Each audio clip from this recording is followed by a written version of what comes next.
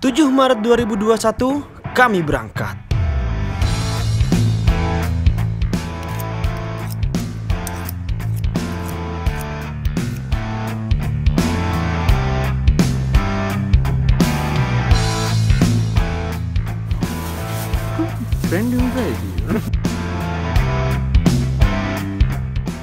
Setelah belanja di pasar tradisional dan packing semua logistik dan alat-alat, sementara hari masih pagi, jam 5:30 kita budal.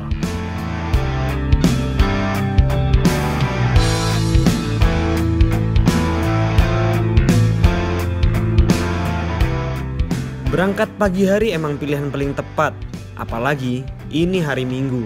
Jalanan Surabaya sepi dan berkendara menuju Mojokerto tidak terlalu melelahkan seperti biasanya ketika macet.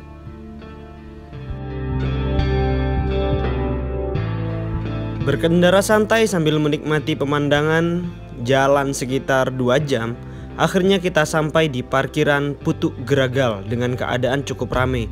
Mungkin karena banyak yang naik pas Sabtu ya.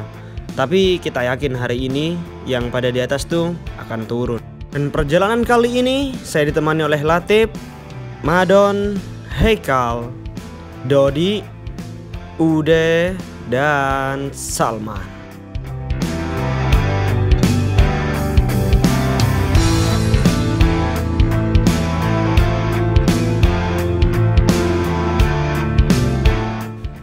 Setelah parkir, turun sedikit ke bawah tempat pos perizinan.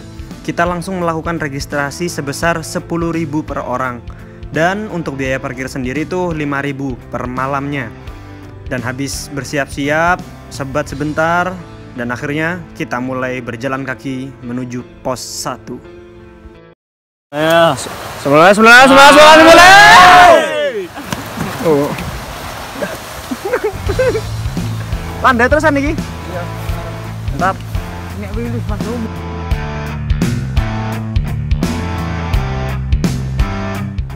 Jalan kaki di awal santai dengan pemandangan bagus, dan saluran air di sepanjang jalan juga menjadi pemandangan yang menyegarkan sekali. Sampai pos pirang ini kita sampai pos 1. Iya, terus sampai pas lurus wis gak ono banyu pinggir-pinggir ngene, Dep. Oh. Tutuk ini sampai nang pos 1 kira-kira pirang jam, Dep? Sampai sak jam. Iya, kayak kowe iki. Yo. Belum. Punyamu apa Kal? Ayo Kal. Oke, ayo. Oke. Telu.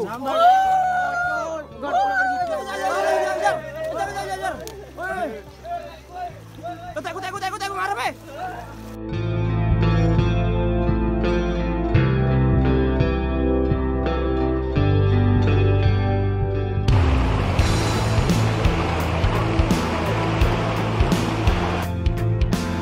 Untuk trek sendiri sangat landai, hampir tidak ada tanjakan sampai bertemu jembatan kayu dengan sungai lebar dan airnya menyegarkan.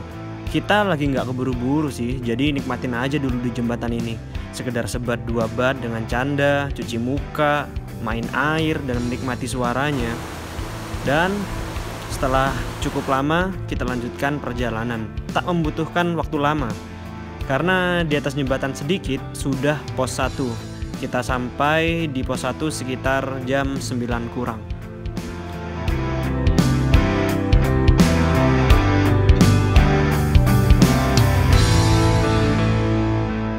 Di pos 1 ada shelter untuk meneduh, tapi untuk campground sendiri sangat sempit. Ya mungkin cuma cukup buat 2 tenda. Karena kita udah istirahat lama tadi, jadi pos 1 kita lewati dan langsung melanjutkan perjalanan menuju pos 2. Dan sekarang trek mulai menanjak, juga sedikit licin karena musim hujan kali ya. Tapi nggak membutuhkan waktu lama, hanya 15 menit kita udah sampai di pos 2.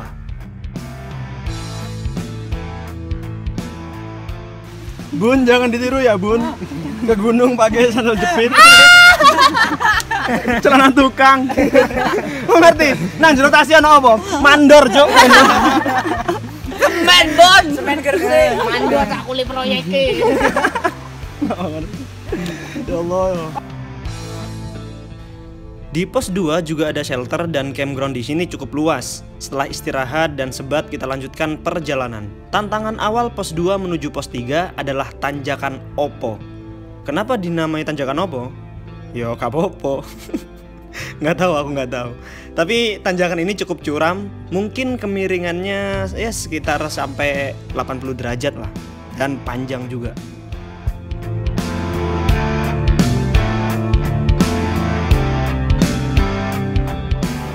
Keluar dari tanjakan Opo, terdapat shelter juga. Setelah itu, jalan terbuka dan menanjak tapi nggak terjal. Dan setelah berjalan, akhirnya kita sampai di pos 3 yang hanya ada tanah sempit dan pelang doang.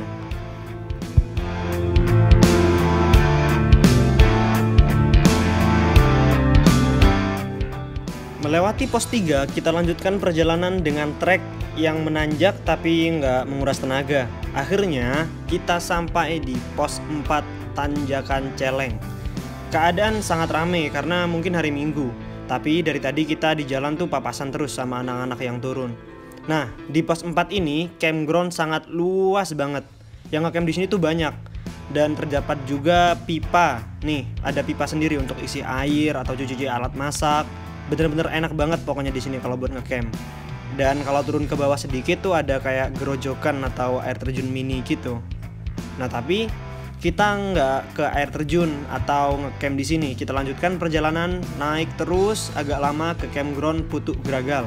Selain pengen cari suasana sepi juga biar enak nanti pas naik ke puncak. Dan kalau ke air terjun bisa besok. Setelah dari puncak besok kita turun dan mampir dan ngecamp lagi di sekitar air terjun. Karyawan mall turun.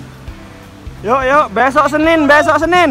Karyawan turun, pengangguran naik. Pengacara naik. Yuk turun. Karyawan turun. Berjalan agak lama dan tanjakan Celeng memang tidak securam trek tanjakan Opo, tapi lebih panjang dan lebih melelahkan. Akhirnya setelah berjalan kita sampai di campground jam setengah 12 dan langsung mendirikan tenda.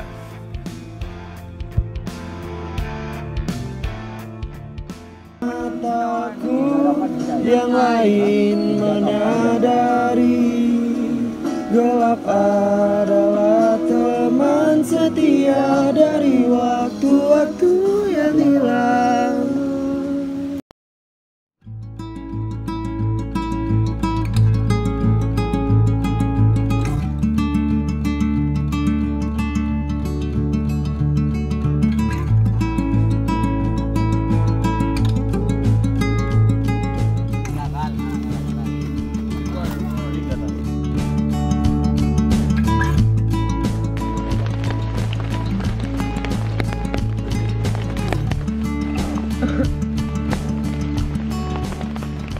Kita sampai di campground dengan waktu yang cukup panjang. Jadi masih banyak tenaga buat santai, masak, dan banyak waktu bahkan sampai sempat tidur siang dulu. Lalu menikmati malam dengan api unggun, bercanda, ngobrol, dan akhirnya tidur sebelum nanti dini hari menuju puncak.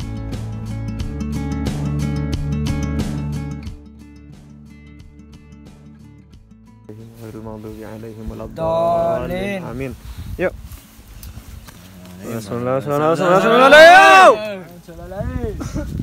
Yuk, udah. Aku menang tengah, boys. Tengah, boys.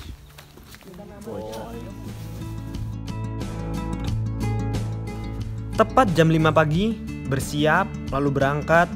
Karena pas malam, tenda kita kayak ada hewan yang nyamperin gitu. Terus, nesting yang ditaruh di luar tenda hilang, entah kemana. Nggak tahu, jadi ya agak deg-degan gitu pas jalan, takut ada hewan apa gitu. Justru ya karena nggak tahu hewan apa dan nebak-nebak itu sih yang bikin panik. Tapi dengan trek nanjak yang nggak terlalu curam, ya mirip-mirip dari pos 4 ke campground sih jalanannya. Dan jalannya cuma sebentar, cuma 15 menit, kita udah nyampe di puncak. Sumpah cuk, keren cuk. Ada pelangi. Wais, Ada pelangi.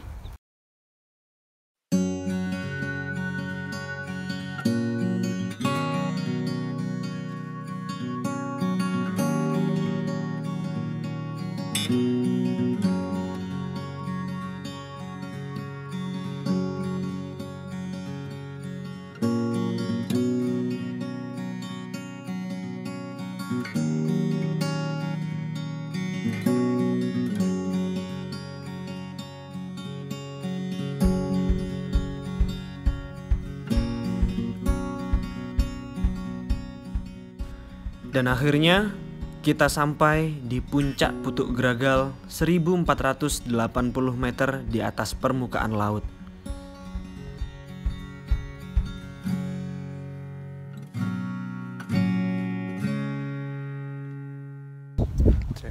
Nyampai di puncak, cuman kita bertujuh, tidak ada orang. Yuk, hidup pengangguran! Hidup! Hidup pengangguran! Hidup!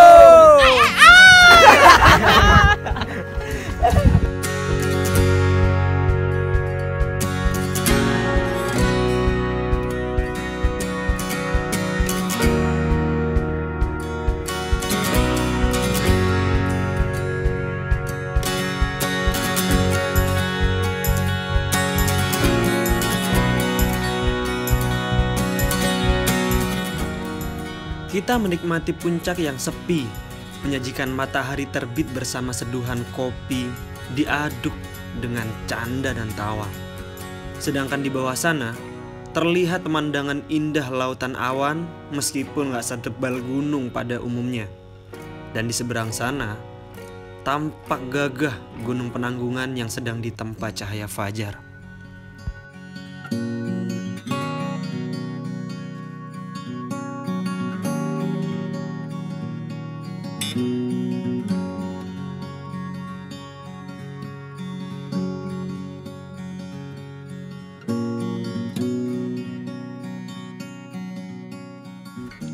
Benar-benar serasa puncak cuma milik kita dan penciptanya.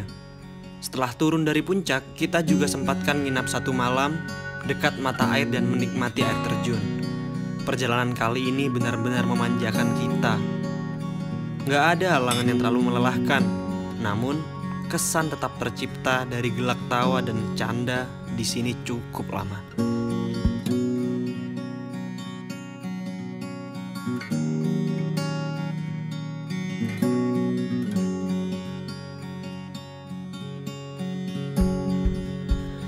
Benar-benar bersyukur perjalanan kali ini terasa diberkahi banyak hal. Walau secara angka, puncak ini tak bisa dibanggakan seperti pendaki-pendaki pada umumnya yang lebih suka mengukur ketinggian daripada mengukir pengalaman. Kita tetap bersyukur akan hal-hal kecil, karena kadang kita luput bersyukur karena terlalu banyak hal, hingga lupa tak melihat dalam hal kecil dan sederhana yang nantinya jika itu sudah tak ada, baru terasa.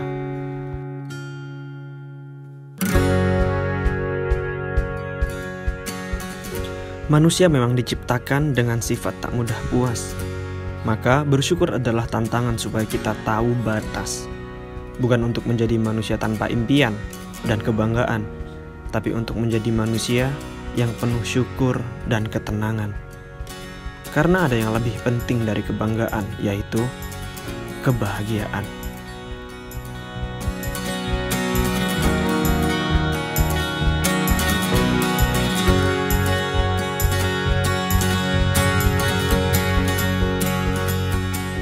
Saya Amir Ahmed mengucapkan terima kasih sudah menonton video ini dan Jangan lupa buka